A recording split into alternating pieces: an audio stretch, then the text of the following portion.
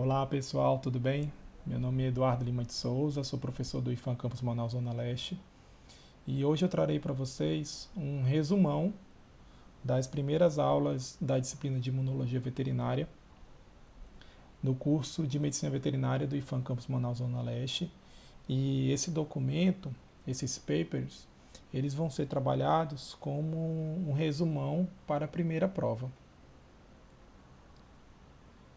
E é importante trazer para vocês, primeiro, o objetivo dessa aula, que é trazer um pouquinho para vocês sobre os órgãos e células do sistema imunológico, falar um pouquinho sobre a imunidade inata e adaptativa e as respostas imunológicas do sistema imune animal.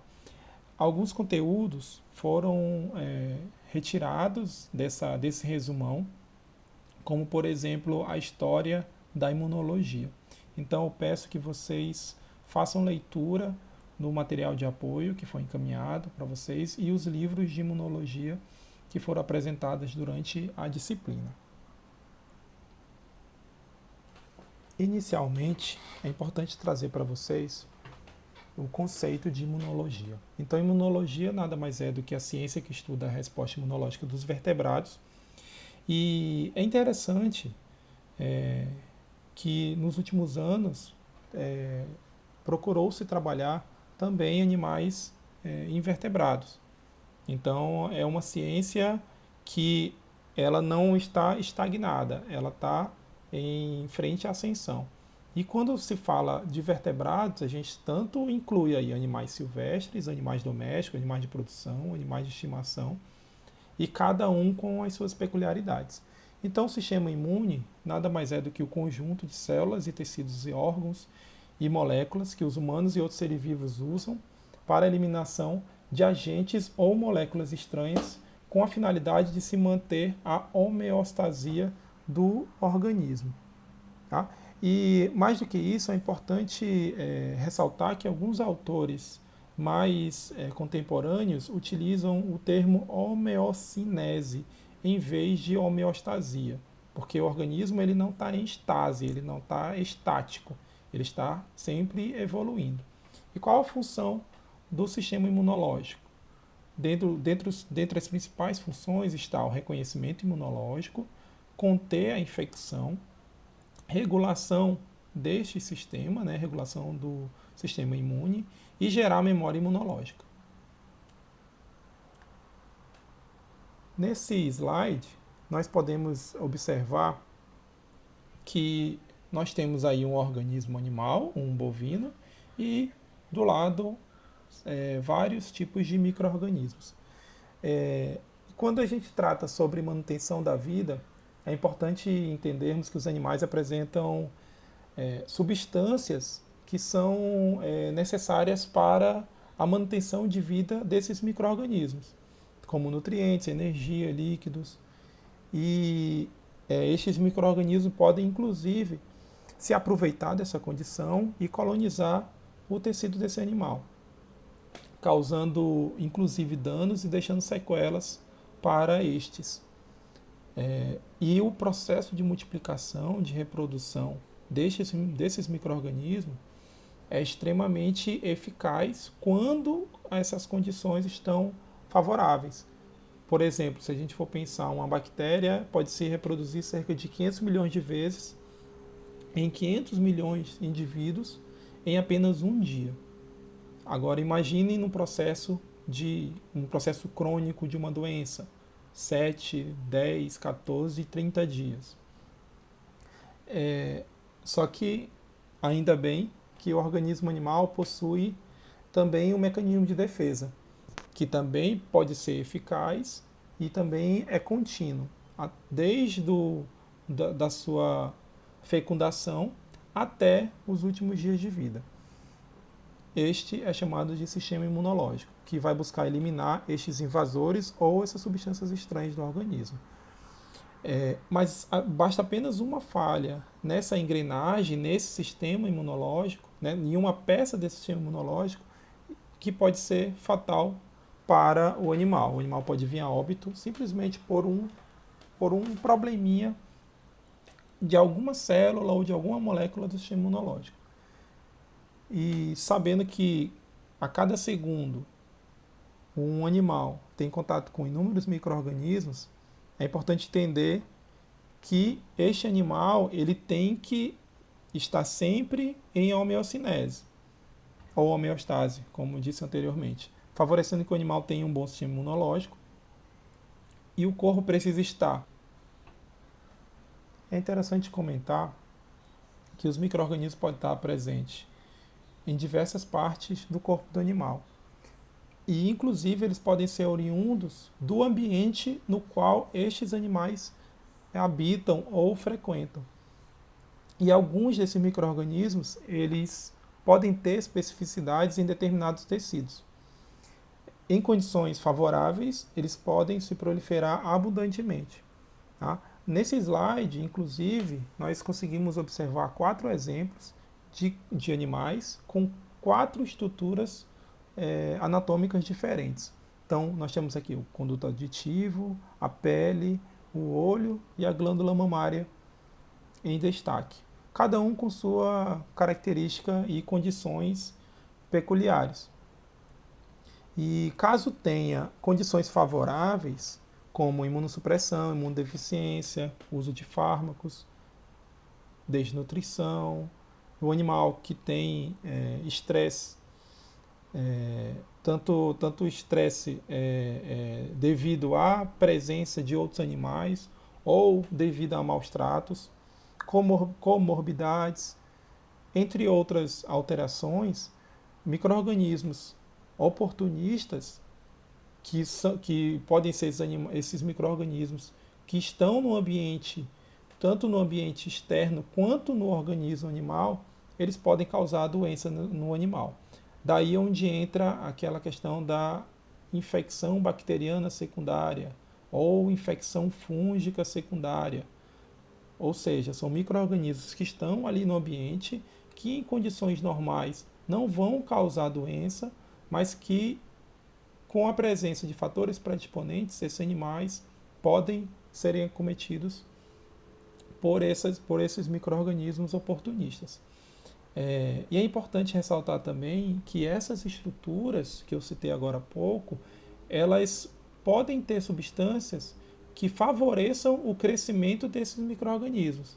Por exemplo, na pele, no conduto auditivo, nós temos uma oleosidade característica desses locais. E alguns micro-organismos podem utilizar dessa oleosidade como um meio de cultura ou como um ambiente favorável para a sua reprodução e manutenção da sua vida. Glândula mamária, onde nós temos o leite como uma substância que é produzida nesse local. O leite também pode ser um meio de cultura onde esses micro-organismos podem se aproveitar dessa substância. E na medicina veterinária é importante a gente conhecer os animais no qual nós iremos trabalhar, no qual serão fonte de pesquisa dentro da nossa profissão. Mas mais do que conhecer as características dos táxons, da classe, ordem, da família, do gênero, desses animais, é importante que nós conheçamos também o indivíduo, porque dentro de uma mesma espécie eu posso ter fatores que favorecem ou desfavorecem o sistema imunológico desses animais. Mais do que isso, é importante a gente conhecer também a condição ambiental no qual esses animais estarão sendo susceptíveis. Tá? Então, fatores como genética, variabilidade genética, algo extremamente importante para que tenha o sistema imunológico fortalecido, o sexo do animal, a idade desse animal é extremamente importante, nutrição, a rotina diária desse animal, se é um animal sedentário, um animal obeso, um animal que tem uma boa alimentação, se ele tem contato com outros indivíduos. Ou seja, é importante que a gente entenda estes fatores para que a gente possa correlacionar se esse animal ele vai ter um sistema imunológico fortalecido para combater os agentes microbianos que eu citei anteriormente. Tá? E nessa imagem a gente consegue observar 3 indivíduos de uma mesma espécie. Nós temos aí um Shar-Pei, um Rottweiler e um SRD. Todavia, estes podem ter condições de resposta imunológica diferente. Por exemplo, um Shar-Pei ele pode ser mais susceptível a lesões dérmicas, devido ao excesso de pele que causa umidade, aumento de temperatura e prurido também. E esses 3 fatores juntos predispõem à infecção bacteriana ou infecção fúngica no local, além da presença de parasitos também. No centro da imagem, nós temos o Rottweiler, que clinicamente a gente observa que tem maior prevalência de doenças entéricas. E ambas essas condições dessas 2 raças, Shar-Pei e Rottweiler, elas provavelmente são decorrentes de pouca variabilidade genética. Essa pouca variabilidade genética, ela foi obtida, infelizmente, devido ao cruzamento para a obtenção da raça atual. Então, se a gente for olhar um indivíduo Shar-Pei de 40, 50 anos atrás, ele é completamente diferente do que a gente tem hoje. Foram selecionados animais que tenham essa característica de hoje. Um focinho mais achatado, uma presença de dobratiças de pele em todo o corpo do animal. E isso traz uma beleza estética para alguns. Todavia, eu posso estar diminuindo a resposta imunológica desse animal. E é interessante comentar que essa condição a gente também consegue observar na natureza, em animais silvestres. Mas aí são em condições um pouco diferentes. No caso de animais de produção ou animais domésticos, essa baixa variabilidade genética foi por escolha do ser humano, por escolher ali um padrão para aquela determinada raça. Já em animais silvestres, se observa essa baixa variabilidade genética devido a não haver contato ou pouco contato entre indivíduos de grupos diferentes. Por exemplo, nós temos o sauídeo coleiro, o Saguinus ubicolo, que ele pode estar com um indivíduo isolado no fragmento florestal e esses indivíduos desse grupo não terem contato com outro grupo. Ou seja, não terá aí troca de macho ou troca de fêmea, justamente para ter ali uma variabilidade genética melhor. E voltando para a nossa imagem, e o nosso SRD, vocês estão se perguntando, né? Tá com as orelhinhas para trás aí, todo fofinho olhando para a gente. Já estes, eles têm alta rusticidade e alta adaptabilidade.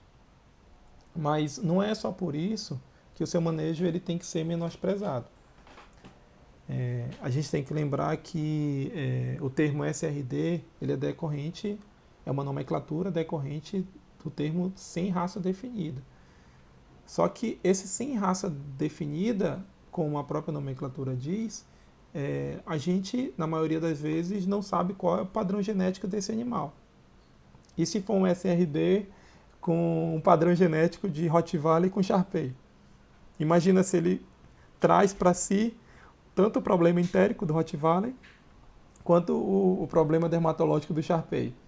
Então, é importante a gente entender que as enfermidades que são prevalentes dessas raças, só que é extremamente importante focar no indivíduo, porque esse indivíduo ele pode ter realmente esses fatores predisponentes, mas ele também tem características únicas. Por isso, um bom exame clínico ele consegue trazer essas respostas para a gente. Então, sabendo que nós temos micro-organismos que podem causar doença, ou o organismo animal pode ter substâncias estranhas que também podem desencadear uma resposta imunológica, agora é importante a gente entender quais são esses órgãos e quais são as células que vão atuar nesse processo. Então, as células imunológicas estão amplamente distribuídas no corpo do animal, estando presente no sangue, linfa, tecido epitelial, conjuntivo e no interior de vários órgãos.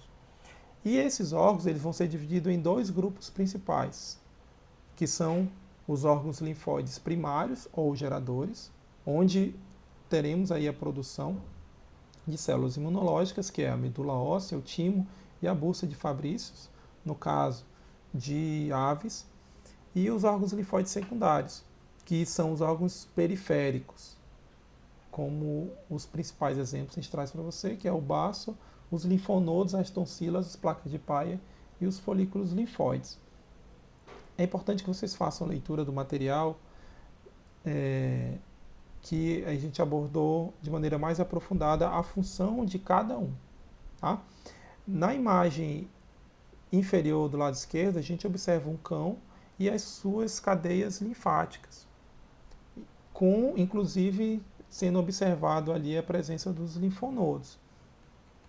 E é importante entender que o sistema linfático ele acaba facilitando o transporte das células imunológicas e tem componentes linfóides também, tem órgãos linfóides, como linfonodos, ductos, tecidos capilares e vasos linfáticos, que eles vão produzir e transportar essa linfa, esse fluido linfático dos tecidos para o sistema circulatório.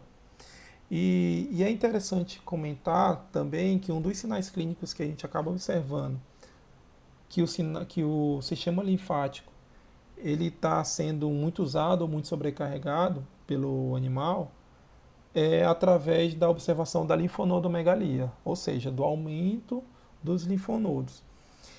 E tanto a linfa quanto esse linfonodo, eles podem inclusive serem analisados de maneira laboratorial, através de exame citológico, através de exame histopatológico, ou até a nível de necrópsia. Tá?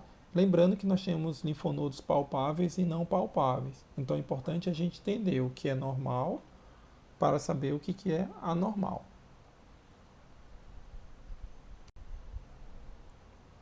E para um bom funcionamento do sistema imunológico, a produção de células imunológicas tem que ser de maneira eficaz. Então a hematopoiese ela é extremamente importante para que tenha ali uma matéria-prima para o combate dessas substâncias estranhas ou de invasores desse organismo.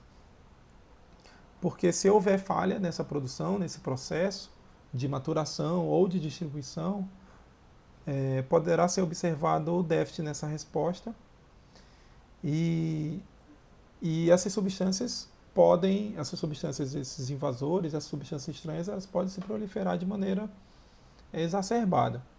É importante que vocês entendam o processo de hematopoiese e vocês vejam que na imagem nós temos ali uma célula-tronco pluripotente. Essa célula-tronco ela vai dar origem a um progenitor mieloide comum e um progenitor linfóide comum. No progenitor mieloide comum, ele vai dar origem a várias células imunológicas. E aí células extremamente importantes para esse primeiro combate, principalmente, que são ali os monócitos, neutrófilos, eosinófilos, basófilos e mastócitos. Peço que vocês façam a leitura também da função de cada célula, justamente para entender esse combate nesse processo de infecção. E também tem um progenitor linfóide comum, que pode dar origem aos linfócitos B, que aí vem os plasmócitos, né, com a produção de anticorpos, linfócitos T e células NK. Agora imagine, se houver uma falha na produção de eosinófilos, por exemplo, o animal ele pode, devido a esse fator, estar mais susceptível à parasitose. Ou se eu tiver uma falha na produção de linfócitos, o animal pode estar susceptível a infecções virais. Além disso, quando o animal está muito doente, o que ele acaba fazendo? O sistema imunológico ele vai ficar sobrecarregado. Então, quando eu tenho ali um processo, por exemplo, de septicemia ou infecções difusas no organismo animal, ou animal com tumores, o sistema imunológico ele vai ficar sobrecarregado e esse organismo animal ele vai tender a enviar para a corrente sanguínea tecidos e células imunológicas imaturas, não, não totalmente formadas. E isso vai fazer com que a resposta imunológica seja menos eficaz. Então, é importante a gente entender, como eu falei anteriormente, a função de cada célula. Claro que, dependendo da infecção, essas células elas vão trabalhar em conjunto. Tá? Mas é importante que a gente entenda que se eu tenho uma falha nessa cadeia de liberação e de produção de célula imunológica, o corpo do animal vai ficar mais susceptível. Tá? Então, façam leitura e observem nos livros e em artigos a função de cada célula dessa. E aí, só uma observação. Então, nós temos aí o complexo monócito macrófago, que lá na medula óssea ele vai ser chamado de, essas células vão ser chamadas de monoblastos, no sangue, né, na circulação, vai ser chamado de monócitos, e nos tecidos de macrófago. E cada tecido ela vai ter uma nomenclatura diferente, como vocês podem observar nessa figura. E agora nós vamos falar para vocês um pouco sobre imunidade inata e adaptativa, ou natural e adquirida. Dependendo do autor, vocês podem encontrar essas duas formas. Quando o micro-organismo adentra o corpo do animal, este corpo possui barreiras epiteliais, ou como alguns autores preferem, barreiras físicas e químicas, que é a pele, a acidez, né, a acidez do estômago, da vagina, enzimas líticas, no caso a saliva possui lisozima, por exemplo, espirro, tosse, vômito, urina, ou então fluidos, como as lágrimas, a saliva e a urina também. Essas barreiras físicas, a ideia delas é que elas impeçam ou tentem diminuir a carga desses micro-organismos que vão adentrar o corpo do animal, promovendo ali uma proteção imediata, ali, eliminando ou expulsando esses micro-organismos. Ou, caso não consiga fazer isso, a imunidade inata ela vai atuar usando componentes celulares e componentes humorais também. A imunidade inata ela não requer exposição prévia do organismo, ou seja, ela vai estar presente desde o nascimento do animal. Todavia, ela não é específica por antígeno e não possui memória. E a intensidade ela não vai variar com o número de exposições. Tá? Ela vai participar em conjunto com a imunidade adquirida, a imunidade adaptativa. E seus componentes principais são células fagocitárias, as natural killer, as células NK, e o sistema complemento, que são proteínas que atuam no sistema imunológico. E caso o processo infeccioso ou de estranheza persista, quem vai atuar em conjunto com a imunidade inata é a imunidade adaptativa ou adquirida. Ela é ativada, tá? Posteriormente, né, dias, talvez semanas depois que ocorre o processo inflamatório ou infeccioso, ela vai ter maior especificidade no combate a esses agentes infecciosos. Ela se desenvolve durante toda a vida do corpo do animal e tem o que a gente chama de princípio de aprendizagem por experiência.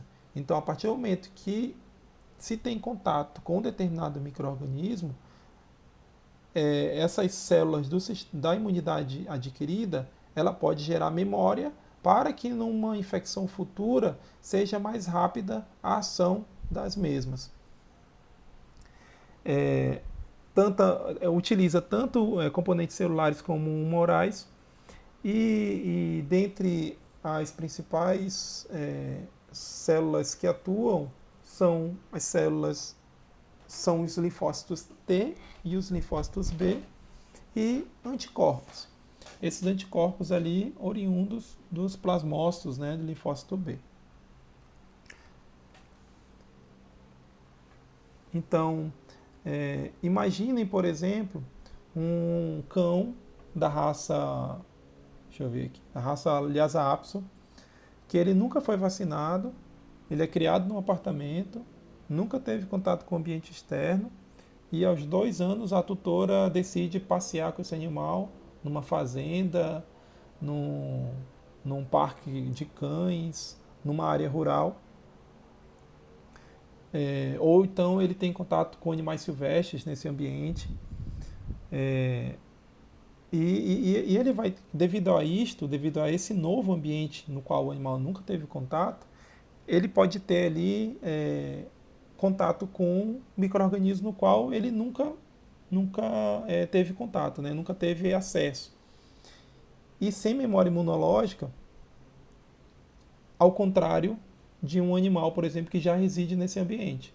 Então ele, provavelmente, esse animal ele pode ter, devido ao contato com esses novos micro-organismos, provavelmente ele pode ter a presença de alguma doença de algum micro-organismo que está lá naquele local. Tá? Se ele não tiver ali um sistema imunológico, principalmente um sistema imunológico natural adequado. E é importante entendermos que o processo adaptativo do sistema imunológico frente aos micro-organismos, ele é extremamente importante. Mais do que isso, ele é uma questão de sobrevivência.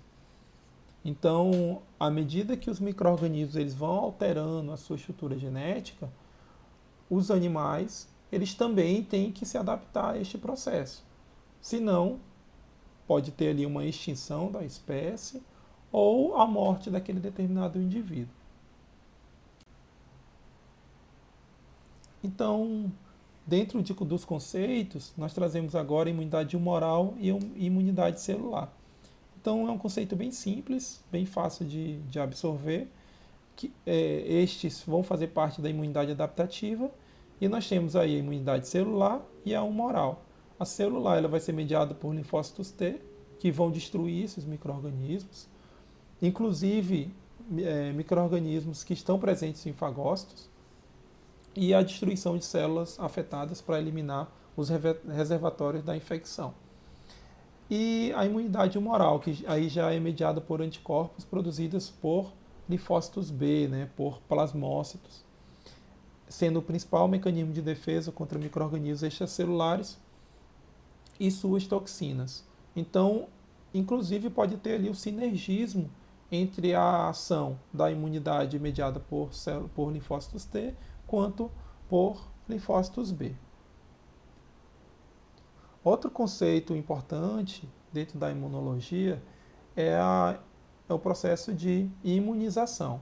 Então, nós temos 3 tipos de imunização diferentes: a imunização ativa, passiva e adotiva. Então, a imunização ativa ela vai se referir à imunização de um indivíduo por contato de um antígeno. Então, a partir do momento que ele tem um contato com o antígeno, ele pode ter ali uma resposta imunológica por meio de memória. E esse contato ele tanto pode ser natural, quando o animal tem contato no ambiente com aquele determinado micro-organismo, e aí ele vai gerar memória para isto, né? Após uma infecção ou simplesmente um contato ali com aquele micro-organismo, ou uma imunização ativa artificial, que aí a gente acelera esse processo por meio da vacinação. A gente vai ter uma aula sobre vacinologia, que a gente vai comentar um pouquinho mais sobre isso. Outro processo de imunização é a imunização passiva. Este já é a transferência de anticorpos específicos, né, de um indivíduo imunizado para o não imunizado.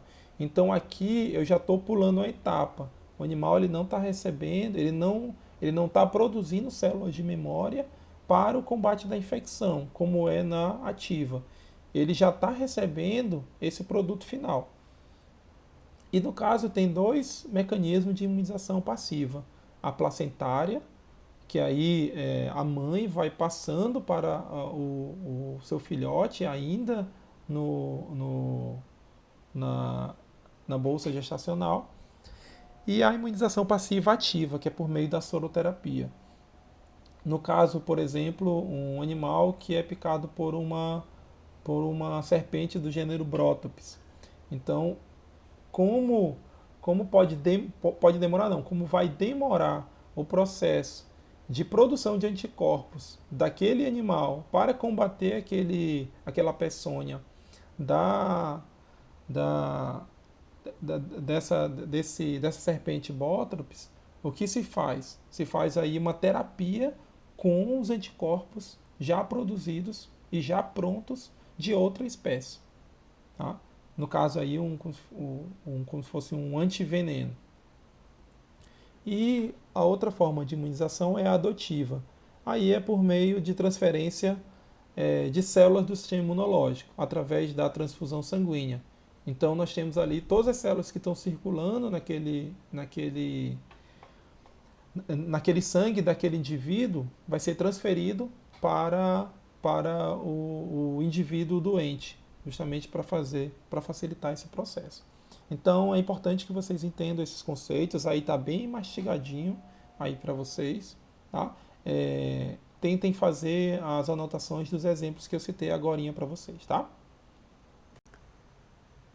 E sabendo desses conceitos, agora a gente vai falar para vocês um pouco sobre reconhecimento e resposta imunológica animal.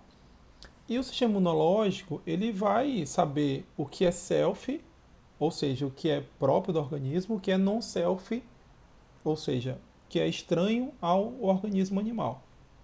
E, de maneira bem simples, o que é próprio do organismo são, por exemplo, eritrócitos, é uma substância própria do organismo, né, normal do organismo, que faz parte do organismo animal. Células epiteliais,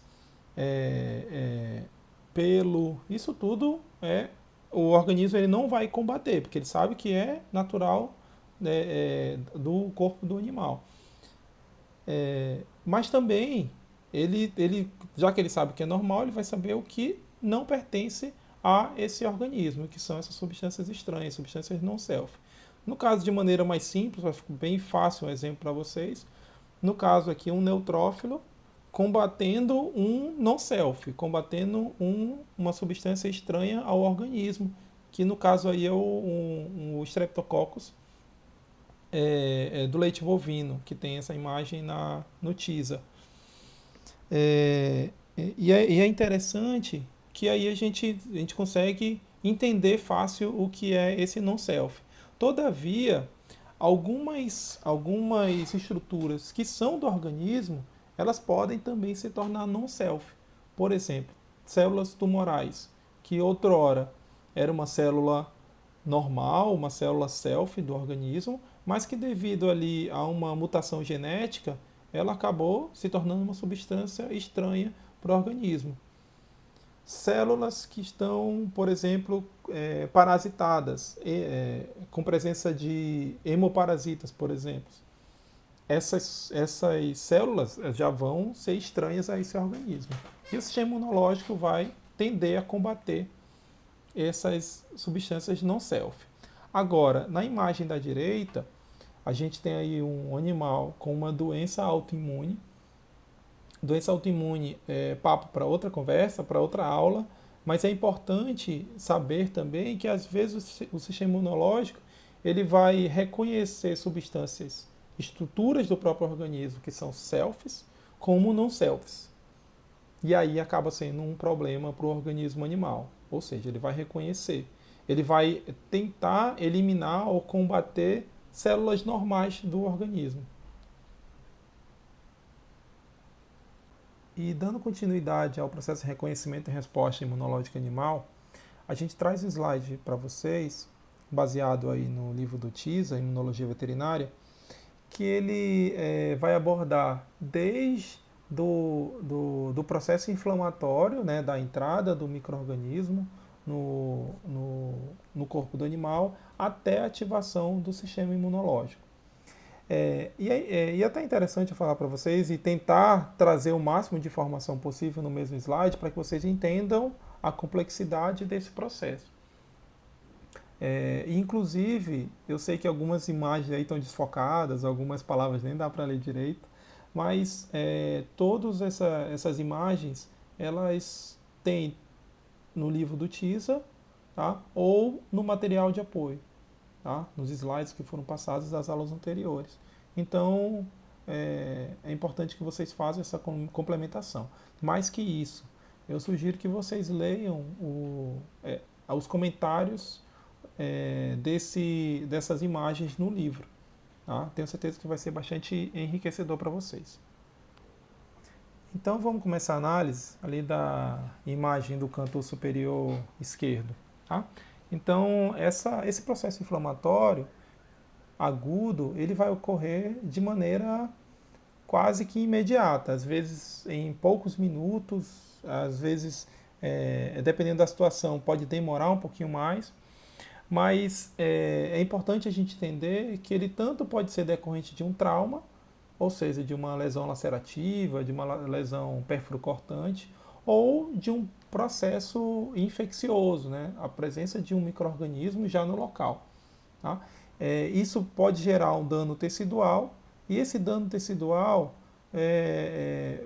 pode ter ali, devido a esse dano nervoso, a liberação e a presença de dor no local, a liberação de moléculas vasoativas e quimiostáticas. Com isso ali, aumento do fluxo sanguíneo, aumento da permeabilidade vascular e a migração de neutrófilos, favorecendo a presença de edema, rubor e calor no local. Então aí nós temos ali os principais sinais da inflamação, né, os sinais cardinais, e caso não tenha eficácia nesse processo, pode ocorrer inclusive a perda de função. E avançando um pouco para a imagem inferior, ali para a setinha ali, meio amarelada, meio alaranjada, o organismo animal ele pode gerar 3 sinais diferentes devido a esse tecido danificado, tá? Através desses sinais exógenos ou endógenos. Tá? Então, o primeiro sinal vai ser as células rompidas, elas vão liberar DAMPs, tá? Que vão desencadear a liberação de substâncias, tá? De citocinas, quimiocinas e enzimas por células invasoras. Um exemplo de DAMPs é o HMGB1. Tá? Segundo, os micro-organismos eles vão fornecerem aí os PAMPs, tá? Que vão desencadear resposta dessas células sentinelas. E é interessante falar um pouco dos PAMPs, tá? que esses padrões moleculares desses patógenos, eles podem ser tanto ácidos nucleicos, por exemplo, um vírus, proteínas, no caso aí de parasitos, né, presença de pilina, flagelina, lipídios, no caso LPS e ácido lipoteicoico, tá? Que são presentes em bactérias, e carboidratos, que no caso aí mananas, glucanas e dectinas, que podem estar presentes em fungos. Então, esses padrões moleculares desses patógenos, eles são observados de maneira geral. Então, não é que o organismo vai saber ali, aquele ali é uma malacésia, é uma cândida. Não, ele vai reconhecer devido a esse padrão molecular comum a estes micro-organismos.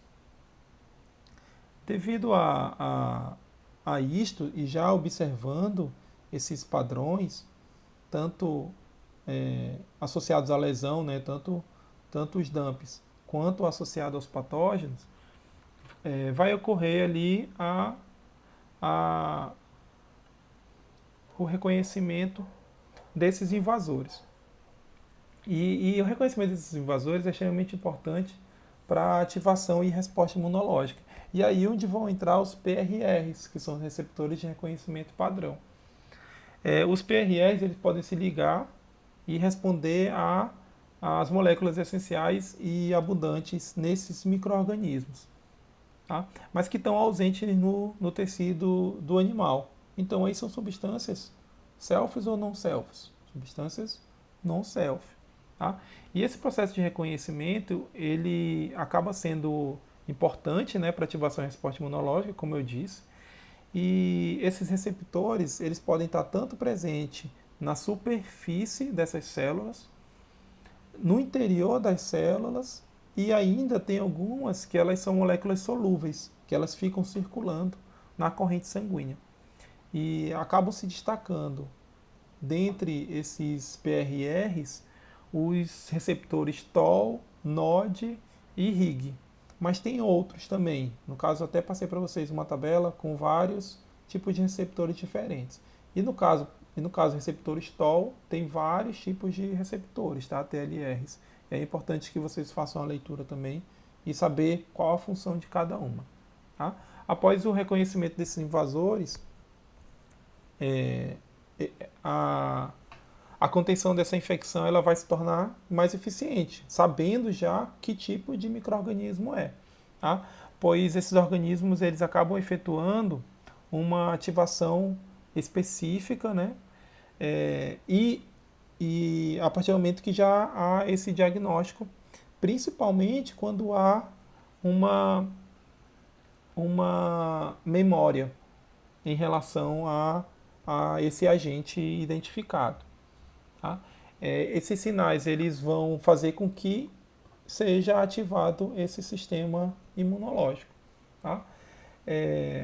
E aí, como eu falei anteriormente, esses sinais eles vão continuar sendo liberados, né? A reestruturação do tecido até a contenção desse processo infeccioso, esse processo inflamatório. E caso não tenha sucesso no combate a este processo, pode ocorrer uma septicemia, uma coagulação intravascular disseminada, dentre outras alterações patológicas. E esse processo de reconhecimento ele acaba sendo extremamente importante com o auxílio desses sinalizadores químicos que são emitidos, né, que são sintetizados pelos leucócitos, tá? Que eles atuam no estímulo de processos imunológicos, morte celular e sensibilização dos neurônios para emitir sinais como dor, febre, contração vascular, aumento da frequência cardíaca e fluxo sanguíneo.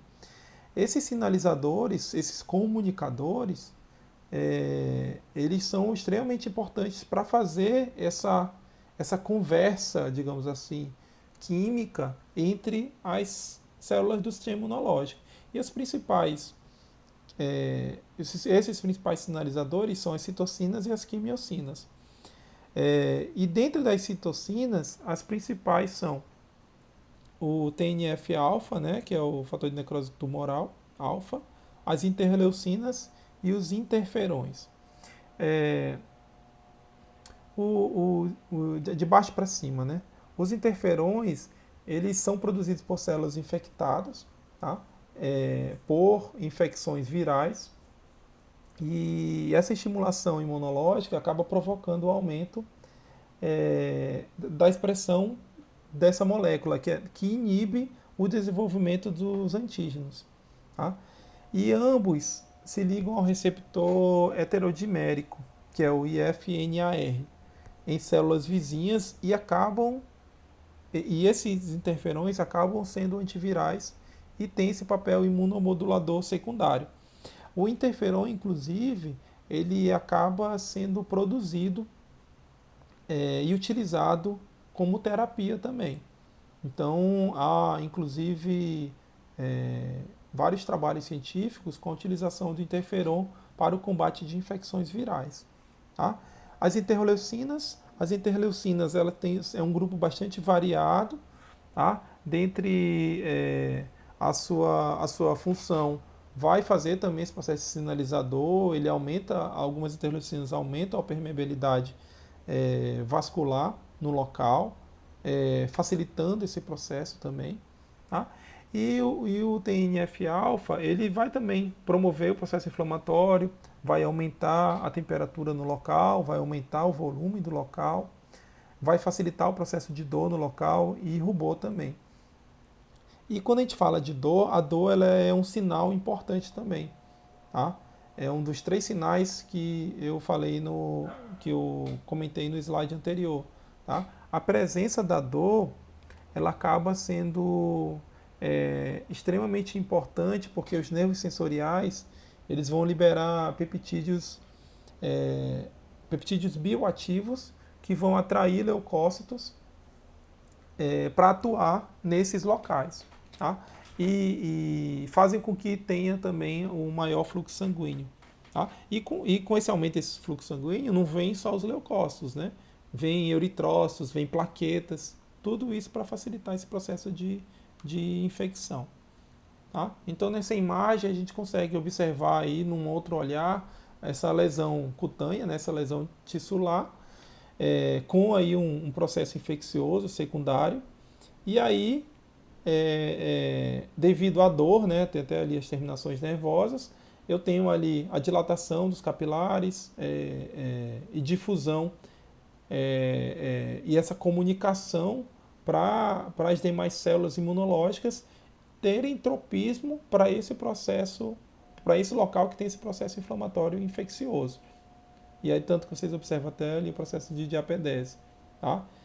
E a partir do momento que essas células, que esses leucócitos estão no local, ele vai liberar mais citocinas, tá? Para chamar mais células para o local, para facilitar esse processo de contenção desse processo infeccioso e inflamatório. Lembrando que a inflamação em excesso acaba sendo ruim também para o organismo animal. E chegamos ao fim da nossa revisão da prova. Lembrando que foi um resumão, tá, do assunto que foi abordado em sala de aula.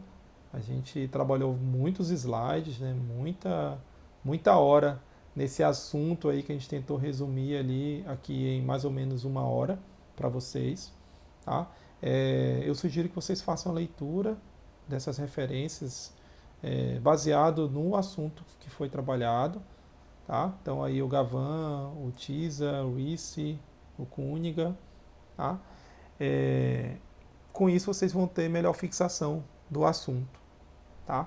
Tanto para estudar para a prova, que é bastante importante, quanto para a vida profissional de vocês. Tá? Lembrando que a imunologia acaba sendo uma base bastante importante para as clínicas, né?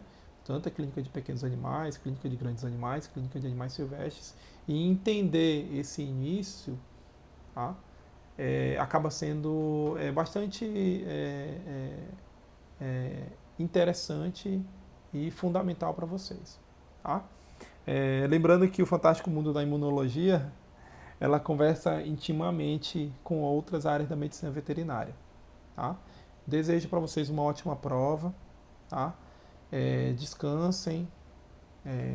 Se for o caso, tentem ouvir mais uma vez essa aula, tá? Fazendo suas anotações, para que vocês consigam fazer um fichamento interessante para a vida profissional de vocês. Tá? Finalizo a aula com essa frase aí do Isaac Asimov, que ele diz, né, que a frase mais empolgante de ouvir em ciência, a que prenuncia novas descobertas, não é eureka, mas sim isto é estranho.